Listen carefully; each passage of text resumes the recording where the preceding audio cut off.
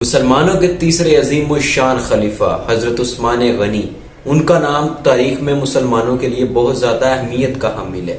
ان کو جامع القرآن بھی کہا جاتا ہے کیونکہ انہوں نے قرآن کو جمع کیا تھا، کمپائل کیا تھا اور بکش فارم میں اس کو اپنے گورنروں میں جو ڈسٹریبیوٹ کیا اور لوگوں تک جو قریشی لہجہ تھا وہ پہنچا۔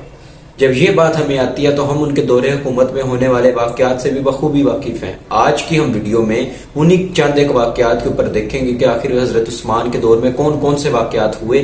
تو چلتے ہیں سیدھا ویڈیو کی طرف۔ حال ہے آپ کا دوستو، کیا اسلام سچا مذہب ہے؟ آئیے جانتے ہیں۔ تم میں سے بہتر وہ ہے جو قرآن سیکھے اور دوسروں کو سکھائے۔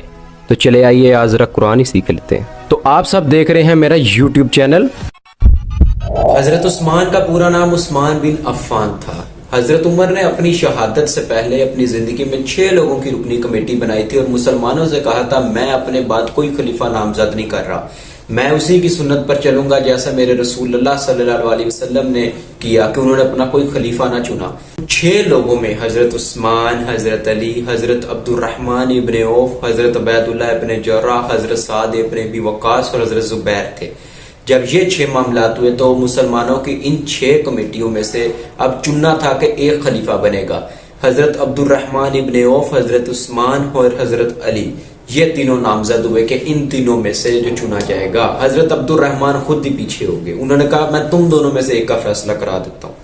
حضرت علی نے بھی کہا میں بھی خلیفہ بننے کے لائق ہوں، میں بھی اچھا فیصلہ کر سکتا ہوں، اور ان کا یہ سٹانس تھا۔ حضرت عثمان نے بھی یہی کہا۔ جب دونوں کا یہ معاملہ ہوا تو لوگوں سے جا کے مشاورت ہوئی اور پتہ لگا کہ لوگ زیادہ حضرت عثمان کو چاہتے ہیں۔ انہوں نے کہا کہ حضرت عثمان ایک تو عمر دراز بھی ہیں، اس حساب سے ان لوگوں نے کہا آپ حضرت عثمان کے لیے چنیں۔ جب یہ بات ہوئی تو لوگوں کے فیصلے کے بعد حضرت عثمان نے کو نامزد کیا گیا اور حضرت علی نے بھی بیعت کی تھی حضرت عثمان کی، اور یہ سارے واقعات ہماری احادیث میں موجود ہیں۔ حضرت عثمان کا دور 12 سال تک رہا۔ اس 12 سال میں مسلمانوں نے فتوحات کی، سارا کچھ ہوا، مگر اس میں اندرونی بغاوتوں کا یہ دور تھا۔ آپ صلی اللہ علیہ وسلم کی وہ حدیث کہ عمر فتنوں کا دروازہ ہے، کہ میری امت پر جو فتنہ آئیں گے اس کا دروازہ عمر ہے۔ جب یہ بات ہوئی تو حضرت عمر کے بعد یہ فتنے ٹوٹ پڑے اور مسلمانوں پر یہ فتنے اس طرح سے آئے کہ انہوں نے کسی گھر کو نہ چھوڑا۔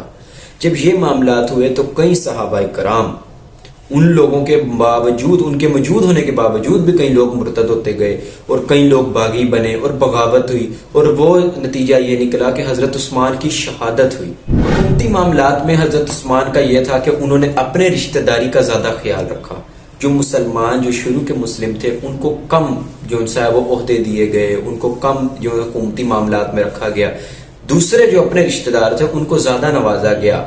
مگر حضرت عثمان کی بذات خود ذات کیسی تھی، اگر ہم اس پر تبصرہ آج کریں تو ہمیں یہ پتہ لگتا ہے کہ آپ صلی اللہ علیہ وسلم کی ایک حدیث ہے کہ ایک صحابی نے کہا کہ میں رسول اللہ صلی اللہ علیہ وسلم کے ساتھ چل رہا تھا تو ہمارے سامنے سے ایک شخص گزرا، اس نے چادر لی ہوئی تھی اور اندھیرا بھی تھا، تو آپ صلی اللہ علیہ وسلم نے کہا یہ جو شخص گزر ہے نا، اس کے دور میں بغاوتیں ہوں گی، اس کے دور میں کافی زیادہ لوگ جو ان سے اس کے خلاف ہوں گے اور بغاوتیں اٹھیں گی، مگر یہ جو شخص ہے نا یہ حق پر ہوگا۔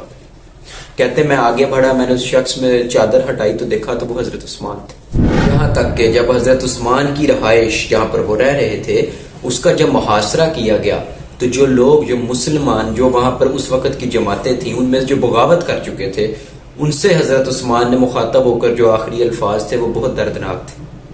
حضرت عثمان سامنے آئے، ان کے سامنے آ کر کہا اللہ کی حمد و ثنا کی، اس کے بعد کہا اے لوگو جو آج میری جان کے دشمن بنے ہو، ذرا مجھے بتاؤ، یہ جو کنویں کی طرف اشارہ کر کے کہا جب اس مدینے میں ہم لوگ ہجرت کر کر آئے تھے رسول اللہ صلی اللہ علیہ وسلم، تب انہوں نے کہا تھا کہ یہ کنواں کون سا وہ شخص ہے جو یہ خریدے اور مسلمانوں کے لیے آزاد کرائے یہ کنواں؟ تو کہتے وہ اس کے لیے کس نے وہ آزاد کروایا، پیسے کس نے دیے؟ تو انہوں نے کہا کہ بے شک آپ نے۔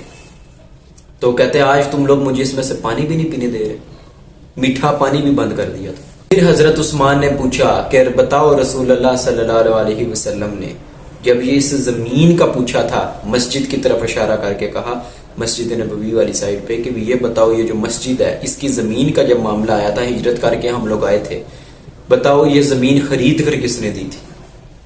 انہوں نے کہا کہ بے شک آپ نے، ہمیں اس بات کا پتہ ہے۔ انہوں نے اسی طرح ایک تیسری بات بھی کہی۔ اس دردناک خطبے کے بعد آپ کو یہ معلوم ہوتا ہے کہ وہ لوگ جانتے تھے کہ یہ بذات خود بہت شریف النفس انسان ہے، ان سے کچھ حکومتی مس ہینڈلنگ ہوئی ہیں، مگر وہ کبھی بھی ان کا جو شہادت ہے اس کو جسٹیفائی نہیں کرتی وہ بات کہ آپ ایک جو خود بذات خود نہ کرپٹ ہو، نہ اس بندے نے کوئی غلط کام کیا ہو، بلکہ وہ خود جو بذات خود ہے بہت شریف النفس انسان ہو، اس بندے کو آپ شہید کر دو۔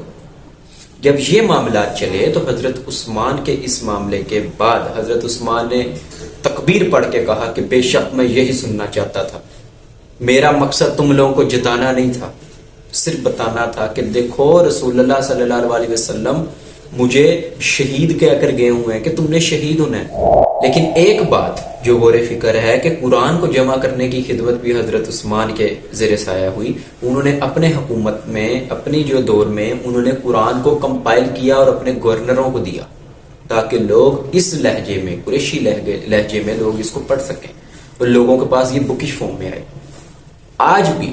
آج بھی کئی سیمپل حضرت عثمان کے دور کے ملتے ہیں کاربن ڈیٹنگ کے ذریعے، تو وہاں سے یہ پتہ لگتا ہے کہ یہ حضرت عثمان کے دور میں یہ کام جو احادیث میں رپورٹ ہوا ہے وہ بالکل سچ ہے۔ ویڈیو پسند آئی ہے سبسکرائب کر لینا۔